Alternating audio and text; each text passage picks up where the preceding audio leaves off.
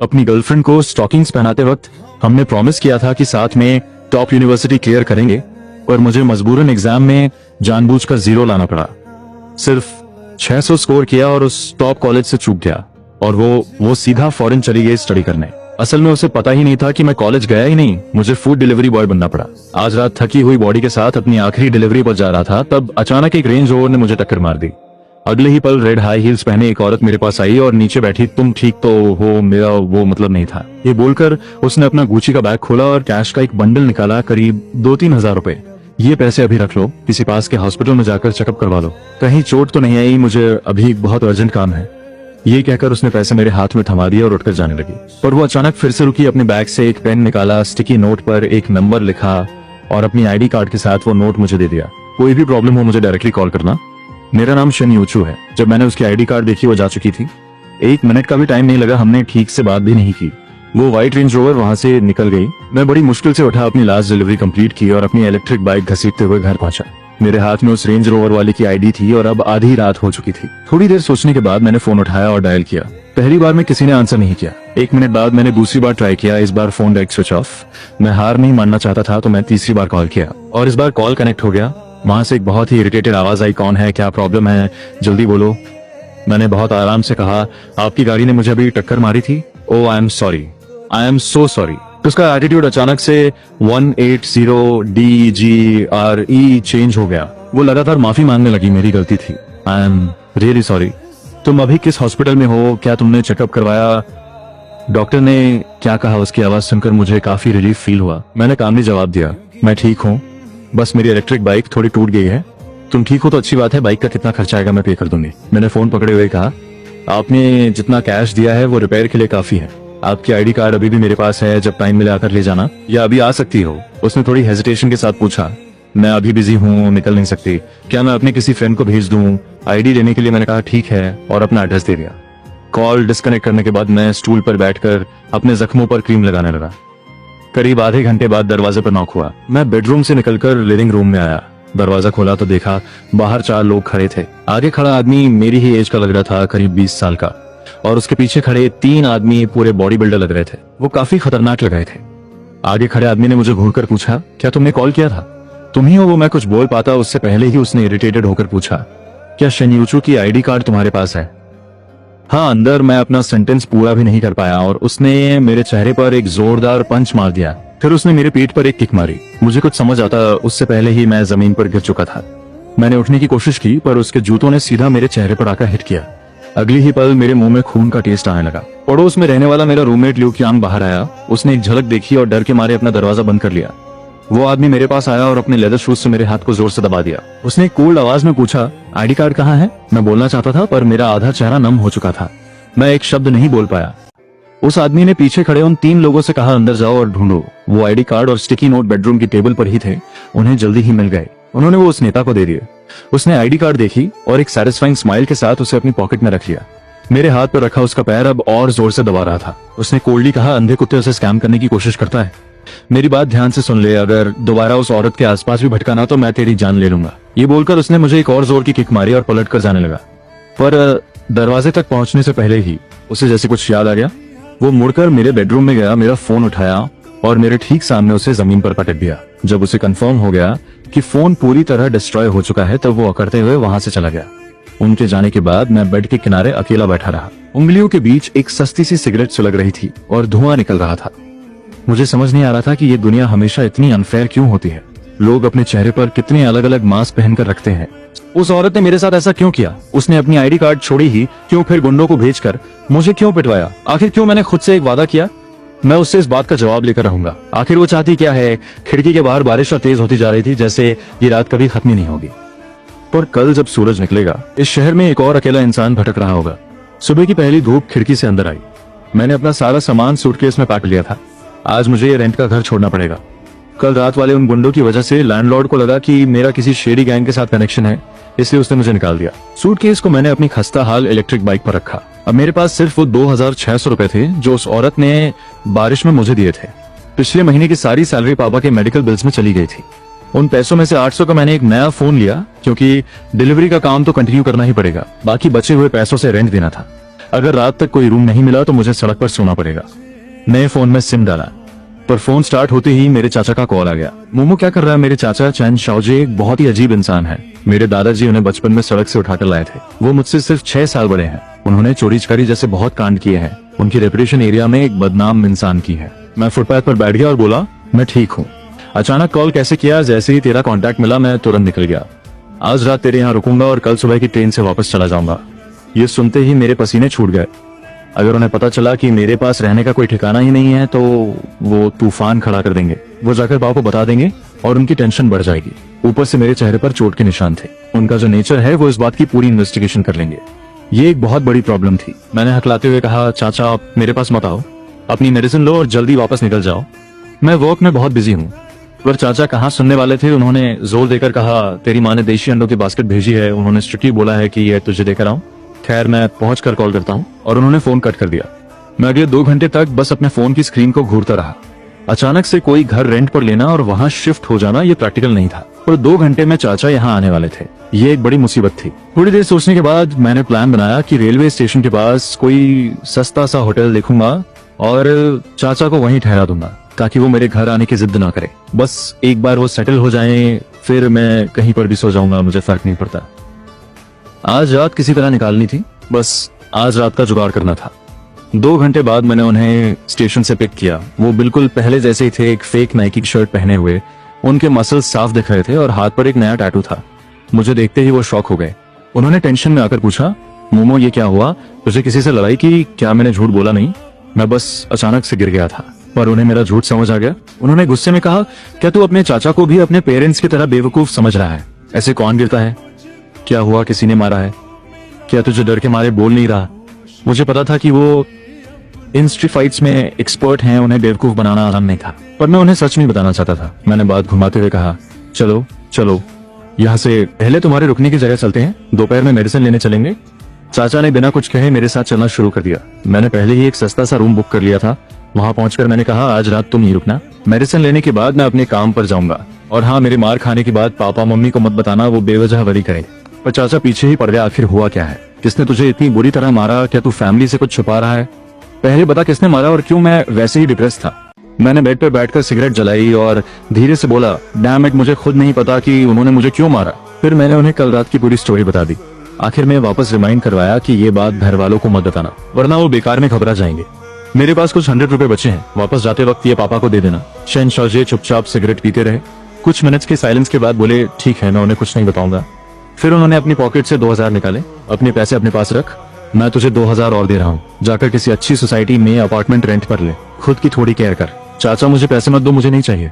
चाचा का टोन एकदम कमांड देने वाला हो गया। चुपचाप रख ले, मैं दे रहा हूँ ना तो ले ले, फालतू बकवास मत कर। दोपहर में तेरे पापा की मेडिसिन ले आऊंगा, तू अपने लिए रूम देख, पहले रहने का ठिकाना सेट कर। रात में साथ डिनर करेंगे और कल सुबह मैं ट्रेन से वापस चला जाऊंगा। मैंने एक लंबी सांस ली। मैं फील कर सकता था कि चाचा को सच में मेरी फिक्र थी। मैं उन्हें और परेशान नहीं करना चाहता था, इसलिए मैं मान गया।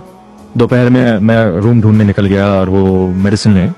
पापा पिछले कई सालों से बीमार थे और उनके ट्रीटमेंट में फैमिली की सारी सेविंग्स खत्म हो चुकी थी। दादाजी की डेथ के बाद जो थोड़ी बहुत प्रॉपर्टी और पैसे बचे थे, लॉ के हिसाब से उसमें मेरे पापा और चाचा दोनों का इक्वल शेयर था।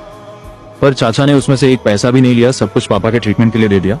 मेरे चाचा चंद शाहजी का एटीट्यूड थोड़ा अजीब जरूर है, पर उनका कैरेक्टर बहुत अच्छा है। दोपहर को एक ब्रोकर के थ्रू मुझे एक अपार्टमेंट मिल गया। एक 3 BH के अपार्टमेंट था जहां मुझे एक छोटा सा बेडरूम मिल रहा था। ये एक फ्लैट शेयर था जिसका रेंट 700 था। लिविंग रूम, वॉशरूम और किचन कॉमन थे। ब्रोकर ने बताया कि मास्टर बेडरूम में एक कपल रहता है और दूसरे रूम में एक सिंगल लड़की। रूम देखने के बाद मुझे लगा कि डील ठीक ठाक है। मैंने 3 महीने का एडवांस रेंट पे कर दिया। ये सब करते करते शाम के 4 बज चुके थे। चाचा का मैसेज आया कि वो होटल पर मेरा वेट कर रहे हैं, रात को साथ में डिनर करेंगे और कल सुबह उनकी ट्रेन थी। जैसे ही मैं उस फ्लैट से बाहर निकलने लगा, मेरी नजर दूसरे रूम में रहने वाली उस सिंगल लड़की पर पड़ी जो अभी ऑफिस से आई थी। उसने एक प्रोफेशनल अटायर पहना था, शॉर्ट सूट में। वो काफी एलिगेंट लग रही थी। जब वो अपने जूते निकालने के लिए झुकी तो उसकी कॉलर से उसकी क्लीवेज दिख गए। मैं कसम खाता हूँ मेरा वो इंटेंशन बिल्कुल नहीं था, पर मुझे मानना पड़ेगा कि वो काफी खूबसूरत थी। ऐसा लग रहा था जैसे नजरें हटाना मुश्किल हो। और जब वो अपने जूते बदलकर सीधी खड़ी हुई, तब भी मैं पागलों की तरह उसी के चेस्ट की तरफ देख रहा था। उसने मुझे बहुत गुस्से और डिस्कस्ट के साथ घूरा और धीरे से बोली, हूलिगन। अपने कपड़े ठीक करते हुए वो तुरंत अपने रूम में चली गई। उस रात मैंने और चाचा ने स्टेशन के पास ही खाना खाया और थोड़ी बियर पी। इतनी रात को वापस उस पेरिस स्प्रिंग वाले अपार्टमेंट में जाने का मेरा मन नहीं कर रहा था, तो मैंने उसी सस्ते होटल में एक और रूम बुक कर लिया। और ये सुबह चाचा को स्टेशन पर छोड़ने के बाद मैं अपने फूड डिलीवरी के काम पर वापस लग गया। काम नहीं करूंगा तो इनकम कहाँ से आएगी, और अभी मैं सिर्फ यही काम कर सकता था। रात के 11:30 बज चुके थे। मेरी लास्ट डिलीवरी आई, पर नाम देखकर मैं चौंक गया। वो ऑर्डर मेरी ही फ्लैटमेट लिन ये फेंका था। अपना आखिरी टेक आउट लेकर जब मैं घर पहुंचा, वो कपल घर पर नहीं था। उनका दरवाजा बंद था और लाइट्स ऑफ थी, और दूसरे बेडरूम की लाइट्स ऑन थी। वहां से कीबोर्ड टाइप करने की आवाज आ रही थी। मैंने अपनी जैकेट उतारकर अपने रूम में फेंकी। टेक आउट का पैकेट लेकर मैं उसके दरवाजे पर गया और हल्के से नॉक किया। उसने लाउंज वेयर पहने हुए दरवाजा खोला। मुझे देखते ही उसके चेहरे के एक्सप्रेशंस बदल गए। उसने इंस्टिंक्टिवली अपना टॉप अपने बाएं हाथ से कवर किया और एकदम डिस्गस्टेड टोन में पूछा, क्या चाहिए तुम्हें? मैंने टेक आउट का पैकेट उठाते हुए कहा, तुम्हारी डिलीवरी। ये देखकर लिन ये फिर गुस्से से पागल हो गई। उसने चिल्लाकर कहा, तुम्हें टेक आउट छूने का हक किसने दिया? आगे कुछ बोलता उससे पहले ही उसने वो पैकेट मेरे हाथ से छीन लिया, और अगले ही सेकंड उसने वो पूरा खाना दरवाजे के पास वाले डस्टबिन में फेंक दिया। उस ऑर्डर में सूप भी था, और छीन झपट में वो गर्म सूप मेरी जीन्स पर गिर गया। वो बहुत हॉट था। उसने मेरी तरफ ध्यान भी नहीं दिया, एक कदम पीछे लिया और दरवाजा जोर से बंद कर दिया। मैं वहीं खड़ा रह गया। मुझे समझ नहीं आया कि ये क्या हुआ। मैंने बेबसी से अपना सिर हिलाया और अपने रूम में आ गया। तभी मेरे फोन पर उस ऑर्डर का फीडबैक आया, एक बैड रिव्यू। रीजन लिखा था, तुमने मेरा टेकआउट किसी और के हाथ में क्यों दिया? इतने इररिस्पॉन्सिबल कैसे हो सकते हो? मैं स्क्रीन को देखता रह गया। ये कितनी बड़ी बेवकूफी थी। एक बैड रिव्यू का मतलब था मेरी सैलरी से 300 रुपए कट जाएंगे। सुबह से लेकर रात तक मेहनत करने के बाद भी शायद मैं 300 ना कमा पाऊं। कुत्ते की तरह थक चुका था मैं, और इस एक छोटे से रिव्यू ने मेरी पूरी मेहनत बर्बाद कर दी। मैं बेड पर बैठकर सिगरेट पीने लगा और लाइफ की अनफेयरनेस के बारे में सोचने लगा। वेडनेसडे की दोपहर को अचानक चाचा चेन शालजिया का कॉल आया। मुझे लगा कि वो फैमिली सिचुएशन के बारे में बात करने के लिए कॉल कर रहे हैं। मैंने अपनी इलेक्ट्रिक बाइक साइड में लगाई और पूछा, चाचा क्या हुआ? मैं अभी डिलीवरी कर रहा हूँ, थोड़ी देर में कॉल करूँ? मैं अभी यूथ रोड और पीपल्स रोड के इंटरसेक्शन पर वेट कर रहा हूँ। इस डिलीवरी के बाद कोई और ऑर्डर मत लेना, सीधा यहाँ आओ। मुझे लगा मैंने शायद गलत सुना है। आप कहाँ हो? मैं उस स्मॉल गार्डन के पास हूँ जहाँ तुम्हारा एक्सीडेंट हुआ था, बस यहाँ आ जा। और मुझे पता कि उस रेंज रोवर ने तुझे कहाँ टक्कर मारी थी। मुझे फील हो गया था कि वो कुछ गड़बड़ करने वाले हैं। आप वापस घर नहीं गए? कुनमिंग में वापस क्यों आ गए? मैं तेरा बदला लेने आया हूँ। तू नहीं आना चाहता तो मता ज्यादा से ज्यादा क्या होगा? मुझे अकेले इन सीसीटीवी कैमरास की फुटेज निकलवानी पड़ेगी। थोड़ी प्रॉब्लम होगी बस। मेरे पास बोलने के लिए शब्द नहीं थे। मैं जानता था कि वो किस कैरेक्टर के इंसान है। आप वहीं रुको, मैं अभी आ रहा हूँ, हम मिलकर बात करते हैं। आधे घंटे बाद मैं उस क्रॉस रोड पर पहुंचा और वो मुझे वहां मिल गए। वो फुटपाथ के किनारे बैठे थे और उनकी नजरें उन कैमरास पर टिकी हुई थी। पता नहीं उनके दिमाग में क्या चल रहा था। मुझे देखते ही उन्होंने मेरी तरफ एक सिगरेट बढ़ाई और पूछा, कहाँ टक्कर लगी थी? मैंने उन्हें करेक्ट करते हुए कहा, उसने टक्कर मारी नहीं थी। जब रेंज रोवर टर्न ले रही थी तब मैं उससे जाकर टकरा गया। उन्होंने गाली देते हुए कहा, किसे नहीं पता कि टर्न लेते वक्त सामने वाले को पहले जाने देते हैं, तो बस मुझे डायरेक्शन बता दे, काफी है। मैंने सामने इशारा करते हुए कहा, ठीक वहां पर चाचा जाने दो ना इस बात को, हम कुनमिंग में नए हैं, फालतू की प्रॉब्लम क्रिएट करने का कोई फायदा नहीं। उन्होंने अपनी आधी जली हुई सिगरेट जमीन पर फेंकी और जूतों से उसे दबा दिया।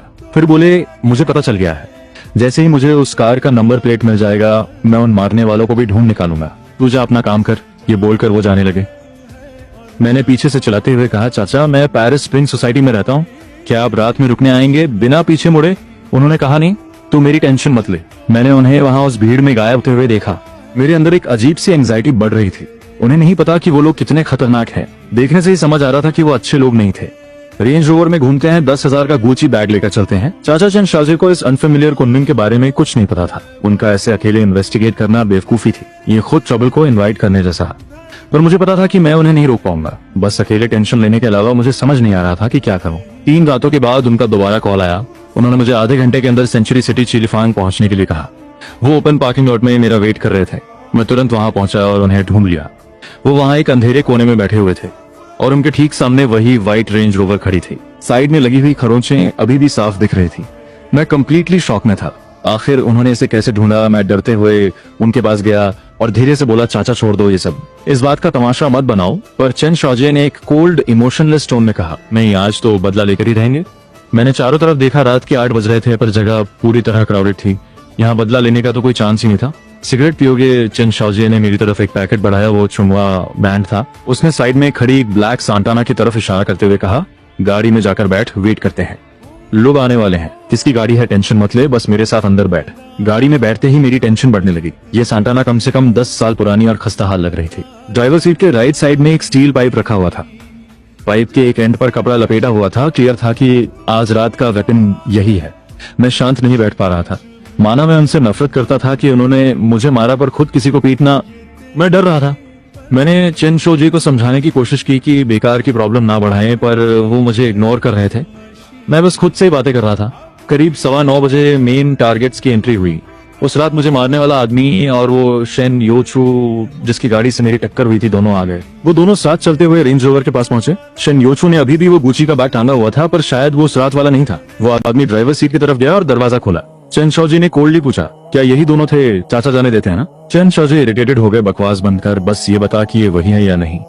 मैंने गहरी सांस लिया और धीरे से कहा, हाँ। चेन शौजी ने कुछ नहीं कहा। उनकी नजरें बस उस रेंज रोवर पर लॉक थी। रेंज रोवर स्टार्ट हुई और धीरे धीरे पार्किंग स्पेस से बाहर निकलने लगी। चेन शौजी ने भी इस खटारा सांताना को स्टार्ट किया और रेंज रोवर के ठीक पीछे पीछे चलने लगे।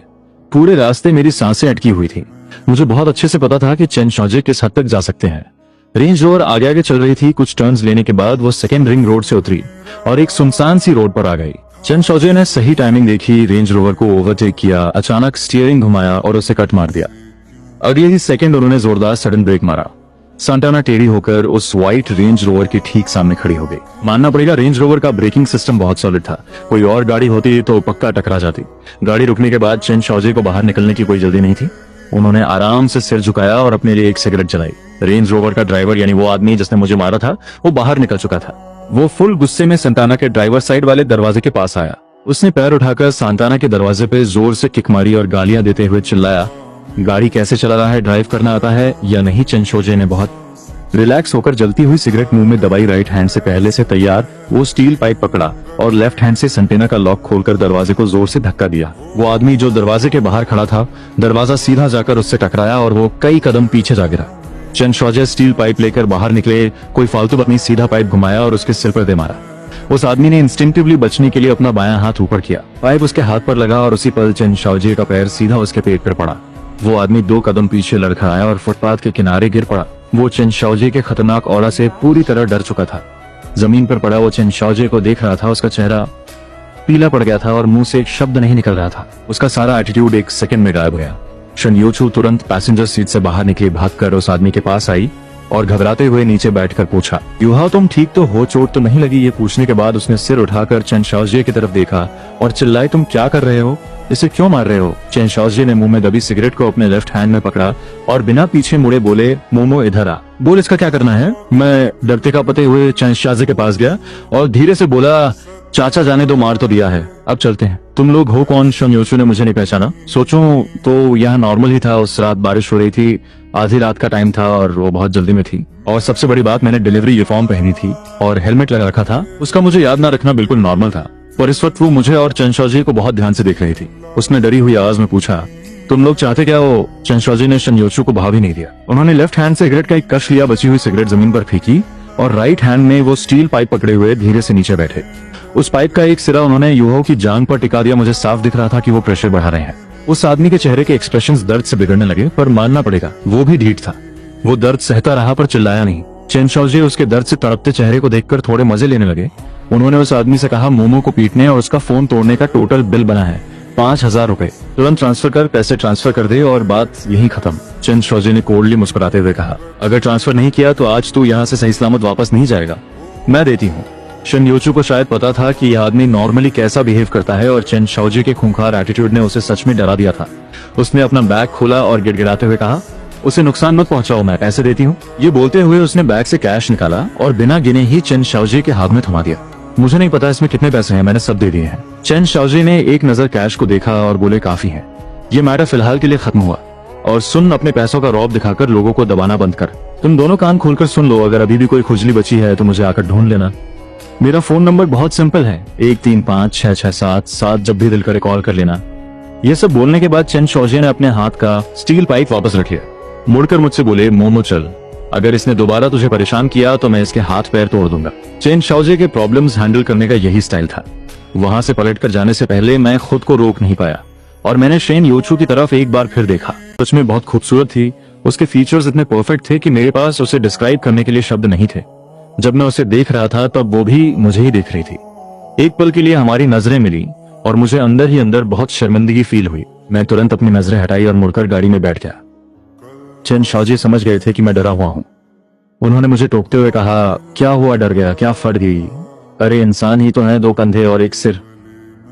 तू उनसे डरता क्यों है? मर्द बन और सीधा भिड़ जा। सच कहूं तो मैं बहुत फ्रस्ट्रेटेड था। कुनमिंग में इतने साल रहकर मैं हमेशा एक आउटसाइडर, एक आम आदमी बनकर जिया हूं।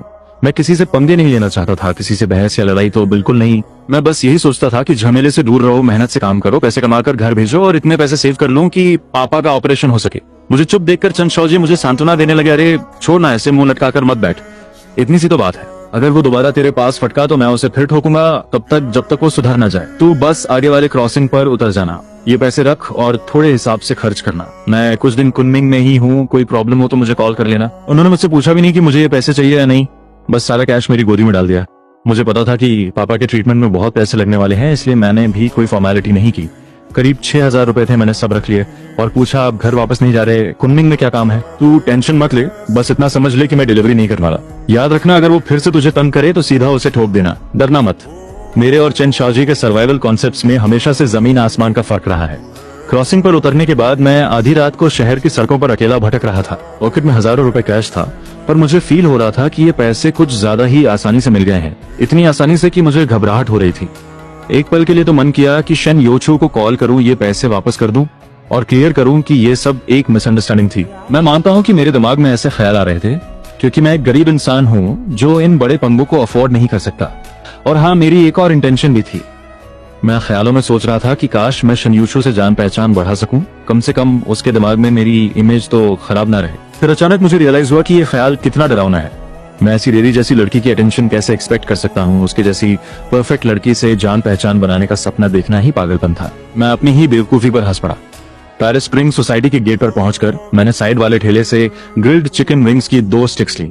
फुटपाथ पर बैठकर मैं उन्हें खा रहा था। एक स्ट्रीट डॉग बहुत संभलते हुए मेरे पास आया। वो जमीन पर फेंकी हुई हड्डियां खाना चाहता था, पर जैसे ही मैंने उसे देखा वो डरकर 2 कदम पीछे हट गया। मैंने अपने हाथ के चिकन विंग्स के टुकड़े किए और उस कुत्ते की तरफ फेंक दिए। उसने सूंघा और एक ही बार में उसे निगल गया। मैंने उसे और हड्डियां डाली, अब उसकी हिम्मत बढ़ने लगी थी।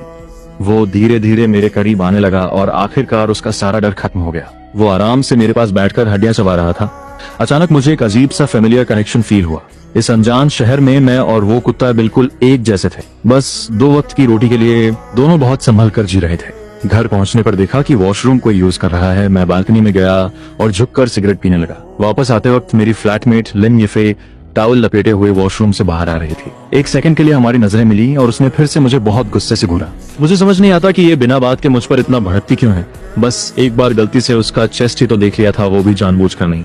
इस बात को इतना खींचने की क्या जरूरत है। अगले दिन मैं आराम से सोकर उठा, जो मेरे लिए एक लग्जरी थी।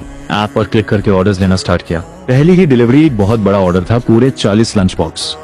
लोकेशन थी कायडी इंटरनेशनल होटल। जब मुझे ये ऑर्डर मिला तो मुझे लगा शायद कोई नेटवर्क मार्केटिंग वाली कंपनी इस 5 स्टार होटल में ट्रेनिंग कर रही होगी। होटल के गेट पर पहुंचा तो गार्ड ने मुझे रोक लिया और बोला कि डिलीवरी अंदर ले जाना अलाउ नहीं है। गार्ड ने कहा कि कस्टमर को खुद नीचे आकर ऑर्डर पिक करना होगा। मेरे पास कोई ऑप्शन नहीं था तो मैंने कस्टमर को कॉल किया। ऑर्डर किसी लड़की ने किया था। उसने मुझसे कहा कि फोन गार्ड को दे दूं। पता नहीं उसने गार्ड से क्या कहा, पर गार्ड ने फोन मुझे वापस किया और बोला कि सर्विस लिफ्ट का यूज करो और सीधा 29th फ्लोर के कॉन्फ्रेंस रूम में पहुंचा दो। पहली बार में मैं सिर्फ 20 बॉक्सेस ही ऊपर ले जा पाया, बाकी के बाइक पर छोड़ दिए और गार्ड से कहा कि उन पर नजर रखे। कॉन्फ्रेंस रूम में सिर्फ वही लड़की थी जिसने ऑर्डर किया था। उसने मुझे बॉक्सेस टेबल पर रखने को कहा, फिर मैं बाकी बॉक्सेस लेने नीचे चला गया। जब मैं दूसरी बार बॉक्सेस लेकर कॉन्फ्रेंस रूम में एंटर हुआ तो मेरे सामने जो नजारा था उसने मुझे फ्रीज कर दिया। उस भीड़ के बीच शेन योचू खड़ी थी। जब हमारी नजरें मिली तो मुझे अपनी आंखों पर विश्वास नहीं हुआ, पर शेन योचू सच में उसी कॉन्फ्रेंस रूम में खड़ी मुझे घूर रही थी। एक आदमी ने एक लंच बॉक्स खोला और उसे देते हुए बहुत रिस्पेक्ट के साथ कहा, बॉस शेन, मीटिंग बहुत थका देने वाली थी, पहले आप खा लीजिए। शेन योचू ने बॉक्स लिया और पोलाइटली कहा, थैंक यू। मेरे तो रोंगटे खड़े हो गए। कल रात ही मैंने और चेन शौजी ने मिलकर उसके बॉयफ्रेंड को पीटा था और आज मैं उसी के इलाके में खाना डिलीवर करने आ गया। ये तो खुद चलकर मौत के मुंह में जाने वाली बात थी। मैंने जल्दी से लंच बॉक्स रखे और ऑर्डर करने वाली लड़की से कहा, डिलीवरी कंप्लीट हो गई है, एंजॉय योर मील। इतना बोलकर मैं तुरंत वहां से पलटा। मैं लगभग भागता हुआ लिफ्ट में पहुंचा। मैं बस किसी भी तरह कायडी इंटरनेशनल होटल से बाहर निकलना चाहता था। ये लिफ्ट डायरेक्ट 29th फ्लोर से आती थी, बीच में कहीं नहीं रुकती थी।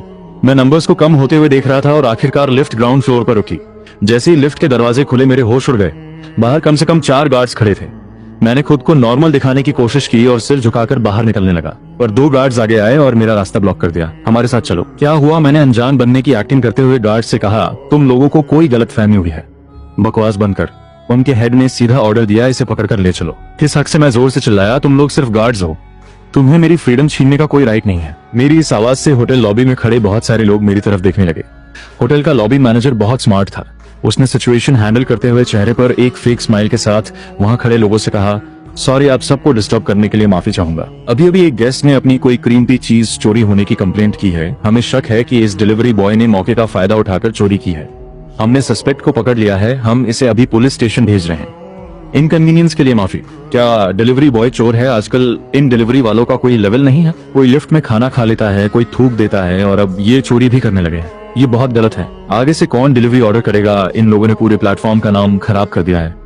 मैं रोने वाली शक्ल बनाकर अपनी पूरी आवाज में चिल्लाने लगा, मुझे फंसाया जा रहा है, मैं इनोसेंट हूँ। पर किसी ने मेरी बात पर विश्वास नहीं किया। मेरी चीखों का किसी पर कोई असर नहीं हुआ। वहां सिर्फ कोल्ड फेसेस थे जो अपने फोन्स निकालकर मेरी फोटोज और वीडियोस बना रहे थे। उन चारों गार्ड्स ने मुझे पुलिस स्टेशन नहीं भेजा जैसा उस मैनेजर ने कहा था, बल्कि वो मुझे खींचकर एक कमरे में ले गए। उन्होंने मुझे बंदी बना लिया, मेरा फोन छीन लिया और मुझे एक कुर्सी से बांध दिया। मुझे पूरी तरह कंट्रोल करने के बाद एक मोटे गार्ड ने बाकी दो से कहा, तुम लोग अपना काम करो, मैं और शाहजहां इस पर नजर रखेंगे। वो दोनों गार्ड्स थोड़े फ्रस्ट्रेटेड लग रहे थे। उन्होंने मोटे से कहा, एक काम कर, तू जा काम पर, हम इसे देखते हैं, बकवास बंद कर। मोटा गार्ड चिल्लाया, जो बोला है वो कर, फालतू की बहस मत कर जाए यहाँ से। उन दोनों गार्ड्स के पास कोई ऑप्शन नहीं था। वो गुस्से से मुझे घूरते हुए कमरे से बाहर निकल गए। मोटे गार्ड ने अपनी कैप उतारी और साइड में फेंक दी और बेड पर पैर फैलाकर लेट गया। उसने दूसरे गार्ड से कहा, एक सिगरेट देना, कसम से लेटने में जो मजा है ना, मुझे छोड़ दो। मैं जोर से चिल्लाया, तुम मुझे लीगली डिटेन कर रहे हो, ये क्राइम है। मोटे गार्ड ने मुझे धमकी देते हुए कहा, अपना मुंह बंद रख। मुझे नहीं पता ये डिटेंशन क्या होता है, बॉस ने जो ऑर्डर दिया है मैं बस वही कर रहा हूँ। अगर तूने दोबारा चिल्लाकर मेरी नींद खराब की तो देख रहा है। उसने अपनी उंगली से अपने पैरों की तरफ इशारा किया। मैं अपने एक हफ्ते से बिना धुले हुए मोजे तेरे मुंह में ठूंस दूंगा। वो जीत गया। उसकी धमकी सच में बहुत खतरनाक थी, इतनी खतरनाक कि मेरी आवाज ही नहीं निकली, क्योंकि मुझे पता था कि वो सच में ऐसा कर सकता है। दोनों गार्ड्स कमरे में लेटकर सिगरेट पी रहे थे। मैं डर के मारे कांपते हुए वेट कर रहा था। मुझे नहीं पता था कि आगे क्या होने वाला है या मुझे किसका सामना करना पड़ेगा। मैं बस शांति से वेट करने के अलावा कुछ नहीं कर सकता था। थोड़ी ही देर में वो दोनों गार्ड्स बेड पर पड़े पड़े सो गए। मैंने भागने की कोशिश की, पर मेरे हाथ पैर कुर्सी से बंधे हुए थे। मेरी सारी मेहनत बेकार थी। शायद 3 घंटे बीत गए या शायद 4। वो बंद दरवाजा अचानक खुला। दरवाजा खुलने की आवाज सुनकर दोनों गार्ड्स हड़बड़ाकर बेड से उठ खड़े हुए। शेन योचू 5 लोगों के साथ उस कमरे में एंटर हुई। उसके ठीक पीछे जो लड़की थी वो वही लड़की थी जिसने आज ऑर्डर दिया था। उस लड़की के बगल में वो लॉबी मैनेजर खड़ा था और आखिर में 2 और गार्ड्स थे। शेन योचू को अंदर आता देख वो सोते हुए गार्ड सीधे खड़े हो गए और बहुत रिस्पेक्ट से बोले, बॉस शन। शेन योचू ने फ्राउन करते हुए गार्ड से पूछा, इसे बांध कर क्यों रखा है? क्या आपने ही? लॉबी मैनेजर ने मोटे गार्ड को गुस्से से घूरा और चिल्लाया, इसे किसने बांधने को कहा? जल्दी खोलो इसे। मुझे आजाद करने के बाद शेन योचू ने अपने आसपास के लोगों से कहा, तुम सब बाहर जाओ, मेरे ऑर्डर के बिना कोई अंदर नहीं आएगा। लॉबी मैनेजर ने चापलूसी करते हुए कहा, बॉस शन, ये लड़का बाहर जाओ। शेन योचू की आवाज में इतनी स्ट्रिक्टली कमांड थी कि किसी की कुछ बोलने की हिम्मत नहीं हुई। सबके सब चुपचाप सिर झुकाकर कमरे से बाहर निकल गए। शेन योचू ने कोल्डली मेरी तरफ देखा और पूछा, तुम्हारी और युहाओ की क्या दुश्मनी है? कल उसने तुम पर इतनी बुरी तरह हमला क्यों किया? तुम्हारी उससे क्या दुश्मनी है? अब मुझे पता चला कि उस आदमी का नाम युहाओ है। क्या तुम्हें अनजान बनने की जरूरत है? तुम्हें नहीं पता कि मैंने उसे क्यों मारा? शेन योचू ने मुझे इस तरह घूरा जैसे मैं कोई बहुत घटिया इंसान हूँ। क्या तुम लोगों को रोज मारपीट करने में मजा आता है? क्या तुम बैठकर शांति से बात नहीं कर सकते? आज तुमने उसे मारा, कल वो तुम्हें मारेगा। क्या इससे प्रॉब्लम सॉल्व हो जाएगी? मैं जानती हूँ युहाओ का नेचर थोड़ा अग्रेसिव है और उसके दोस्त भी वैसे ही हैं, पर मुझे समझ नहीं आता कि तुम लोग इतनी छोटी सी बात पर हमेशा एक दूसरे की जान लेने पर क्यों उतारू रहते हो। मुझे समझ आ गया था शेन योचू मुझे भी उन गुंडों जैसा कोई स्ट्रीट गैंगस्टर समझ रही थी। मैंने उसकी तरफ देखा और कहा, क्या तुम मेरी बात सुनोगी? मेरे पास टाइम नहीं है। शेन योचू ने बिना कोई रिस्पेक्ट दिखाए कहा, मैंने तुम्हें यहाँ इसलिए रोका है ताकि तुम्हें वार्निंग दे सकूं। आज के बाद आधी रात को युहाओ को परेशान करने की कोशिश मत करना। अगर तुम्हें पैसे चाहिए तो सीधा मुझसे आकर मांग लेना, उसे डिस्टर्ब मत करना।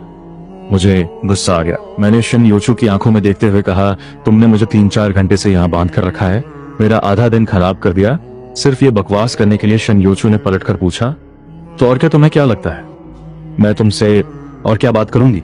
डैम इट, मेरा गुस्सा आउट ऑफ कंट्रोल हो गया। ठीक है, अगर तुमने अपनी बात कह दी है तो अब मेरी बात सुनो। दोपहर को मैंने जो पहला लंच बॉक्स डिलीवर किया था वो तुमने खाया था ना?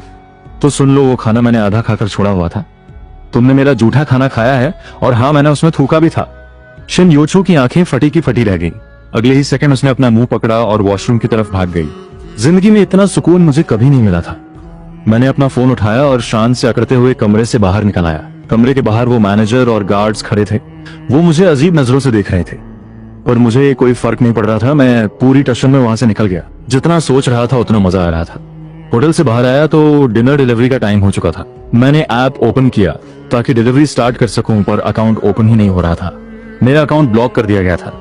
मैंने कस्टमर केयर को कॉल किया। उन्होंने बताया कि मैं किसी चोरी के केस में सस्पेक्ट हूं, इसलिए कंपनी ने मेरा डिलीवरी अकाउंट टेम्पररी सस्पेंड कर दिया है। मतलब मेरी जॉब चली गई। मैंने आखिर किसी का क्या बिगाड़ा है? मैं सिर्फ एक डिलीवरी बॉय हूँ। मैं बस शांति से अपना काम करना चाहता हूँ। मुझे नहीं पता मैं इन अमीरजादों के पंगे में कैसे फंस गया। मैं पलटा और कायदी इंटरनेशनल होटल की बिल्डिंग को घूर कर देखा। गुस्से से भरकर मैंने जमीन पर थूका, पर तभी होटल से गार्ड्स की एक पूरी टीम बाहर दौड़ती हुई आई। उसे पकड़ो, वो भागने ना पाए। बस एक बार थूकने पर मुझे पकड़ने आ गए। मैंने दौड़ना शुरू किया, पर गेट पर खड़े गार्ड ने मुझे एक जोरदार किक मारी और मैं जमीन पर गिर पड़ा। बाकी गार्ड्स ने आकर मुझे दबोच लिया। इस बार वो मुझे होटल के अंदर नहीं ले गए, बल्कि खींचकर एक ब्लैक ब्यूइक GL8 बिजनेस कार में डाल दिया। अगले ही पल शेन यूचू आकर सेकंड रो की लेफ्ट सीट पर बैठ गई। मुझे रस्सी से बांधकर राइट सीट पर पटक दिया गया। उन्हें लग रहा था कि मैं भागने की कोशिश करूंगा, इसलिए उन्होंने मेरे हाथ पैर बांध दिए। थर्ड रो में 2 गार्ड्स बैठे थे और फ्रंट सीट पर भी एक। अब मुझे सच में डर लगने लगा था। मैंने घबराते हुए शेन योचू की तरफ देखा और कहा, तुम क्या चाहती हो? मैंने सिर्फ तुम्हारा थोड़ा सा खाना खाया था, इसके लिए तुम मेरा मर्डर तो नहीं कर दोगी? बकवास बंद कर। शेन योचू ने मुझे एक डिसगस्टेड लुक दिया। अगर तूने दोबारा उस खाने के बारे में कुछ बोला तो मैं अभी ने बोलकर तुझे चलती गाड़ी से बाहर फिकवा दूंगी। ठीक है, मैं कुछ नहीं बोलूंगा, पर कम से कम मुझे ये तो बता दो कि मुझे लेकर कहाँ जा रहे हो तुमने? पहले ही मेरी लाइफ बर्बाद कर दी है। मेरी जॉब भी चली गई, शेन योचू ने कोल्डली कहा। तुम्हारी जॉब से मुझे कोई फर्क नहीं पड़ता, पर अगर यूहाओ को कुछ भी हुआ तो मैं तुम्हें कोर्ट में घसीटूंगी। वेट, मैंने कंफ्यूजन में पूछा, ये यूहाओ है कौन? और उसे कुछ होता है तो इसमें मेरी क्या गलती है? शेन यूहाओ मेरा छोटा भाई है और मैं नहीं चाहती कि उसे कोई चोट पहुंचे। तुम्हारा भाई ये सुनकर मुझे थोड़ी सी खुशी हुई, पर तुम्हारे भाई को चोट लगने या ना लगने से मेरा क्या कनेक्शन है? तुम्हारे दोस्त ने मेरे भाई को किडनैप कर लिया है। मैं तुम्हें लेकर जा रही हूँ ताकि उसे तुम्हारे बदले छुड़ा सकूं। होल्ड ऑन, मैंने शेन यूचू को घूरते हुए पूछा। तुम कह रही हो कि तुम्हारे भाई को किडनैप कर लिया गया है और तुम मुझे एक्सचेंज करने जा रही हो मेरे दोस्त से? मुझे तो पता ही नहीं था कि मेरे पास इतने खतरनाक दोस्त भी हैं। वही जो कल रात तुम्हारे साथ था। कल रात चेन शाओजे। मैं शॉक में था। चेन शाओजे ने अब क्या कर दिया? मेरा दिमाग फटने वाला था। कल रात ही तो बात खत्म हो गई थी ना। वो फिर से शेन यूहाओ के पास क्यों गए? क्या तुम्हें लगता है कि शेन यूहाओ के पास पैसे हैं इसलिए उसे आसानी से बुली किया जा सकता है? चेन शाओजे सच में ऐसा कुछ कर सकते थे? मुझे उन पर पूरा भरोसा नहीं था, इसलिए मैंने और कुछ नहीं पूछा। रास्ते भर गाड़ी में शांति रही। हम शहर से होते हुए ईस्ट 3rd रिंग रोड के बाहरी इलाके में पहुंच गए। आखिरकार गाड़ी एक पुराने वेयरहाउस के पास रुकी। वहां एक और ब्यूइक GL8 खड़ी थी और उसके पास चेन शाओजे की पुरानी संताना। दोनों गाड़ियों के बीच में एक जुगाड़ की टेबल बनी हुई थी। 2 पुराने टायरों के ऊपर लकड़ी का फट्टा रखा हुआ था। उसी टेबल पर कुछ कैन्स रखे थे, थोड़ा स्नैक रखा था और जमीन पर कम से कम 1 दर्जन खाली बियर की बोतलें पड़ी थीं। चेन शाओजे अकेले एक तरफ बैठे हुए थे और दूसरी तरफ शेन यूहाओ और उसके 4 दोस्त। उन 5 की हालत खराब थी। सबके चेहरे सूजे हुए थे और नाक मुंह से खून निकल रहा था। शेन यूहाओ का चेहरा भी पहचान में नहीं आ रहा था। ये नजारा देखकर शेन यूचू से रहा नहीं गया। वो तुरंत गाड़ी से उतरे और भागकर उस टेबल के पास गई। उसने घबराते हुए पूछा, यूहाओ तुम्हारी ये हालत कैसे हुई? किसने मारा? तुम्हें ये पूछते वक्त उसकी नजरें चेन शाओजे पर थीं। चेन शाओजे ने शेन यूचू को पूरी तरह इग्नोर कर दिया। मोटे गार्ड ने मुझे पीछे से किक मारकर गाड़ी से नीचे गिरा दिया। बाकी 2 गार्ड्स ने मुझे जमीन से उठाया और चिल्लाकर बोले, हमारे यंग मास्टर को छोड़ दो वरना हम इसे मार देंगे। चेन शाओजे ने जब मुझे इस हालत में देखा तो वो थोड़े शॉक्ड हुए। उन्होंने फ्राउन किया पर कुछ नहीं बोले। वो अपना बियर का ग्लास रखकर खड़े हो गए। क्या चल रहा है? शेन योचू ने चेन शाओजे को घूरते हुए पूछा। क्या तुमने मेरे भाई की यह हालत की है? कल रात बात खत्म हो गई थी ना। अब तुम क्या चाहते हो? दीदी रहने दो। शेन यूहाओ अपनी जगह से खड़ा हुआ और सिर झुकाकर बोला, इनकी कोई गलती नहीं है। गलती मेरी है। गलती मेरी है। हम 5 मिलकर भी इनसे नहीं जीत पाए। मैं इसी लायक हूँ। अगर मैंने ये अपने कानों से नहीं सुना होता तो मैं कभी बिलीव नहीं कर पाता। शेन यूहाओ के वो 4 दोस्त बॉडी बिल्डर्स लग रहे थे। साइज में चेन शाओजे से काफी बड़े थे, पर चेन शाओजे ने अकेले ही उन 5 को धो दिया था और वो भी इतनी बुरी तरह कि वो पूरी तरह हार मान चुके थे। शेन योचू ने दर्द भरी नजरों से अपने हाथ से शेन यूहाओ के सूजे हुए चेहरे को छुआ और धीरे से पूछा, दर्द हो रहा है? शेन यूहाओ ने पहले हाँ में सिर हिलाया, फिर तुरंत ना में सिर हिलाते हुए कहा, मैं ठीक हूँ। मैंने पहली बार मार नहीं खाई है, पर पहली बार किसी ने मुझे इतना धोया है कि मैं हार मान चुका हूँ। ये उनकी गलती नहीं है। रुक जाओ। चेन शाओजे ने शेन यूहाओ की बात काटते हुए कहा, तुम्हारी बहन तो बहुत स्मार्ट निकली। उसने मेरे भतीजे को ही किडनैप कर लिया। चलो आज हिसाब बराबर हुआ। तुम मेरे भतीजे को छोड़ो, मैं तुम्हारे भाई को छोड़ देता हूँ। आज की मेरी अपीयरेंस फी माफ। पर दोबारा ऐसा कुछ नहीं होना चाहिए। वो मोटा गार्ड शन यूचू के सामने ओवर स्मार्ट बनने की कोशिश कर रहा था। उसने अपनी स्लीव्स ऊपर की और बोला, बॉस शन, ये लोग बहुत उछल रहे हैं, मुझे ऑर्डर दीजिए, मैं इन्हें अभी मजा खाता हूँ। शन यूचू ने मोटे गार्ड को एक बहुत खतरनाक लुक दिया। फिर वो शन युहा की तरफ पलटी और बोली, आखिर तुम्हारी दुश्मनी क्या है? क्या तुम आज ये सब क्लियर कर सकते हो? अब और ट्रबल क्रिएट मत करो। तुम कोई बच्चे नहीं हो, कब समझदार बनोगे? पापा जब गए थे तो उन्होंने मुझे तुम्हारा ख्याल रखने को कहा था। क्या तुम थोड़े रिस्पॉन्सिबल नहीं बन सकते? मुझे अकेले तुम्हारा भी ध्यान रखना पड़ता है और कंपनी भी संभालनी पड़ती है। क्या ये मेरे लिए आसान है? ये बोलते बोलते शन यूचू की आंखों में आंसू आ गए। शन युहा जब अपनी बहन को रोते हुए देखा तो वो घबरा गया। वो गिड़गिड़ाते हुए बोला, मुझे पता है मेरी गलती है, प्लीज दीदी रो मत, सब मेरी गलती है। कल रात जब मार खाई तो मुझे गुस्सा आ गया था, इसलिए आज मैं अपने दोस्तों को लेकर बदला लेने आया था। पर मुझे नहीं पता था कि ये इतने खतरनाक हैं, हम पांचों मिलकर भी इनसे नहीं जीत पाए।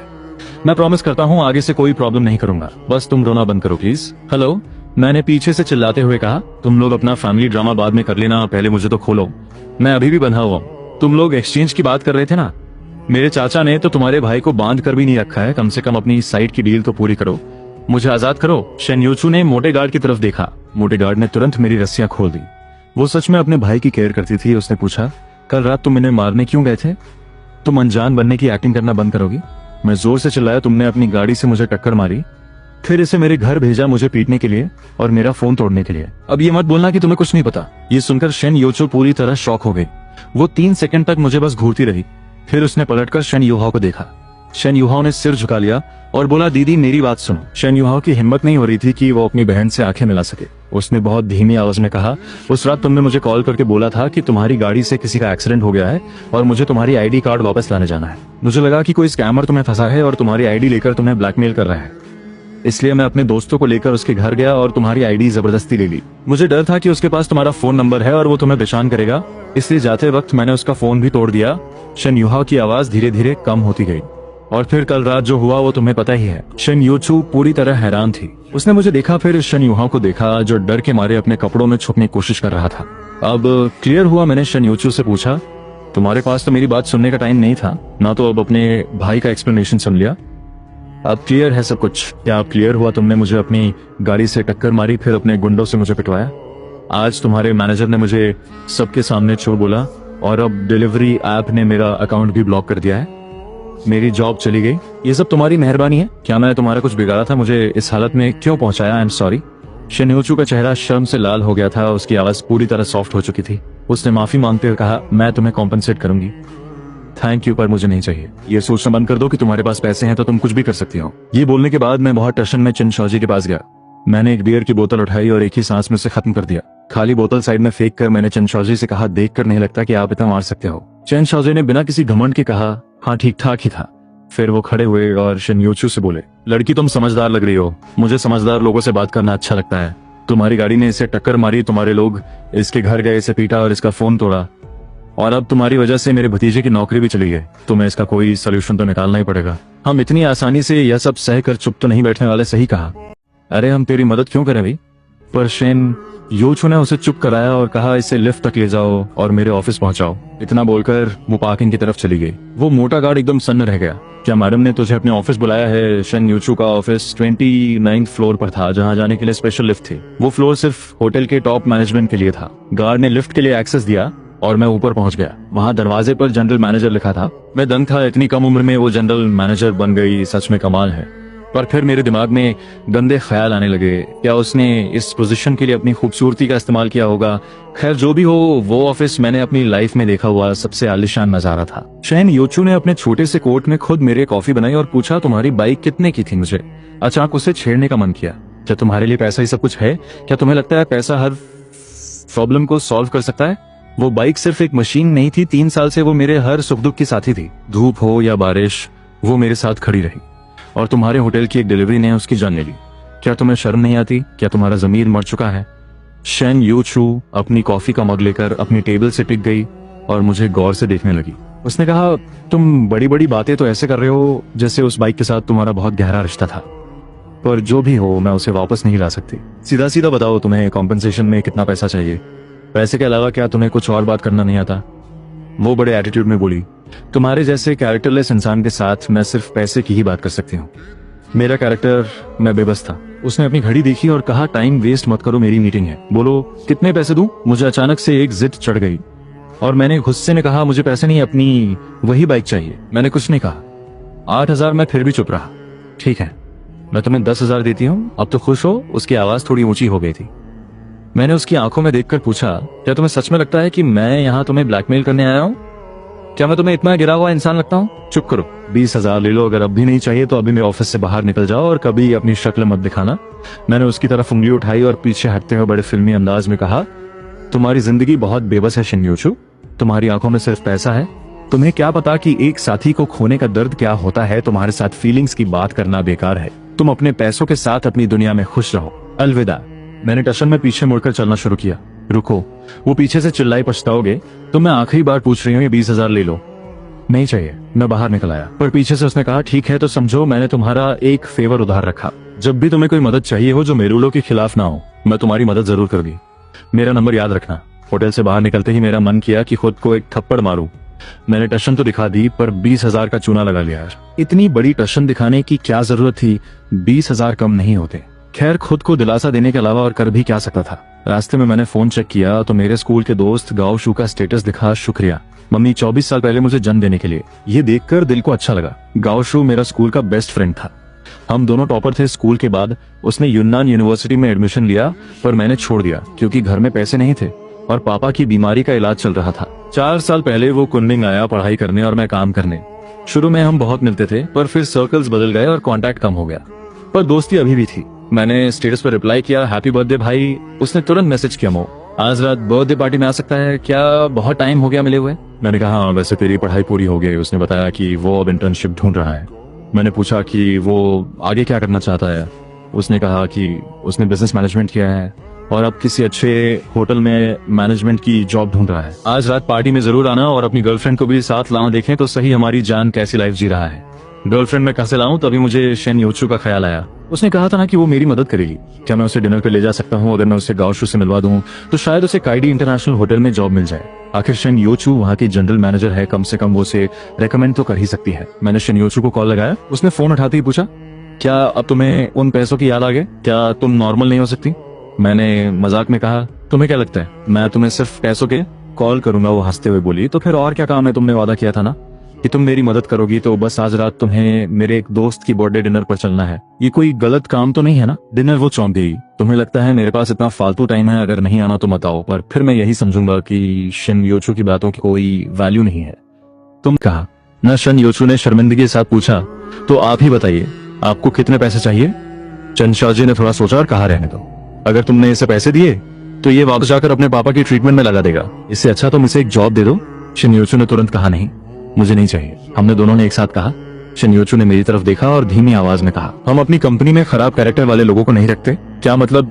चंद शाहजी ने बहुत डिससैटिस्फैक्शन के साथ पूछा। मेरे भतीजे का कैरेक्टर कैसे खराब है? शन योचू फ्रस्ट्रेटेड हो गई। उसने लाल चेहरे के साथ कहा, इसने मेरा खाना खाया और फिर अपना जूठा खाना मुझे दे दिया। हाँ हाँ हाँ हाँ हाँ। मैं अपनी हंसी नहीं रोक पाया। मैं बहुत जोर से हंसा और चंद शाहजी से बोला, चलो चाचा, अब मेरी जॉब की टेंशन मत लो। डिलीवरी नहीं तो कुछ और कर लूंगा। मैंने शन योचू और शन यूहाओ की तरफ देखा और कहा, तो अब ये मैटर यहाँ खत्म हुआ ना? अब तो मुझे परेशान नहीं करोगे, मुझे दोबारा किडनैप तो नहीं करोगे?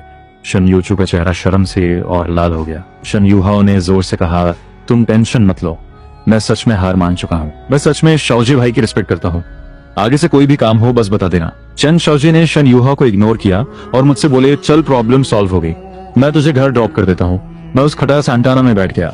चंद शाओजी सच में कमाल के इंसान है, मैं उन्हें क्या ही बोलूं। उन्होंने मुझे शहर में ड्रॉप कर दिया और पूछा, अब क्या प्लान है? क्या डिलीवरी कंटिन्यू करेगा? मैंने कहा, मेरा अकाउंट तो ब्लॉक हो चुका है, तो डिलीवरी का काम तो अब खत्म। मैं कुछ और ढूंढ लूंगा, खुद को सपोर्ट तो कर ही सकता हूँ। आखिरकार मैं 23 साल का एडल्ट हूँ। जाने से पहले उन्होंने फिर से वही बात दोहराई, कोई भी प्रॉब्लम तो उन्हें कॉल कर लेना। गाड़ी से उतरने के बाद मुझे अचानक से एक अजीब सा खालीपन फील होने लगा, जो मैंने पहले कभी महसूस नहीं किया था। पहले मैं सुबह से रात तक पागलों की तरह डिलीवरी करता था। घर पहुंचकर बस यही चाहता था कि जल्दी से नहा लूं और बेड पर गिर जाऊं, ताकि अगले दिन फिर से वही काम कर सकूं। मैं हमेशा सोचता था कि काश एक दिन मुझे इतना काम न करना पड़े। और आज जब मुझे वो खाली टाइम मिल गया तो मुझे समझ नहीं आ रहा था कि मैं क्या करूं। वो रेंट का कमरा मेरे लिए सिर्फ सोने की जगह थी, उससे मेरा कोई इमोशनल कनेक्शन नहीं था। इस वक्त मुझे उस छोटे से बंद कमरे में वापस जाने का मन ही नहीं कर रहा था। मुझे समझ नहीं आ रहा था कि घर वापस जाकर मैं क्या करूंगा। वो ठंडी दीवारें मेरे अकेलेपन को और बढ़ा देंगी। लोग अपने अपने कामों में बिजी थे, सब अपने रास्ते जा रहे थे। मैं पेरिस स्प्रिंग सोसाइटी के बैक गेट वाले फुटपाथ पर बैठ गया और उन चलते हुए लोगों को देखने लगा। यह शहर मुझे बहुत अकेला और ठंडा लग रहा था। तभी वो स्ट्रीट डॉग धीरे धीरे मेरे पास आया। उसने मेरे चारों तरफ एक चक्कर लगाया और फिर मेरे बगल में बैठ गया। दो अनजान रूहें जो एक ही तरह का अकेलापन शेयर कर रही थीं।